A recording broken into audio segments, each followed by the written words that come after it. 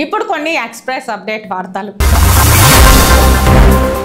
SV వైద్య కళాశాల మరియు association of pulmonologist of Seemandhra ఆధ్వర్యంలో పల్మనరీ మెడిసిన్ డిపార్ట్మెంట్ ఆధ్వర్యంలో ప్రపంచ ఆస్తమా దినోత్సవం నిర్వహించారు.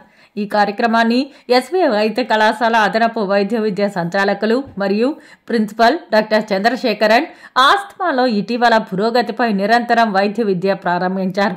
ప్రొఫెసర్ అండ్ హెచ్వైడి డాక్టర్ సుబ్బారావు మాట్లాడుతూ ఆస్తమా వల్ల ప్రజల్లో కలుగుతున్న ఆరోగ్యంలోని సమస్యలను ఎప్పటికప్పుడు గుర్తించి రోగికి మెరుగైన వైద్యం అందించడానికి ఇలాంటి కార్యక్రమాలు వైద్యులకు, పీజీ వైద్య విద్యార్థులకు అవసరమని అన్నారు.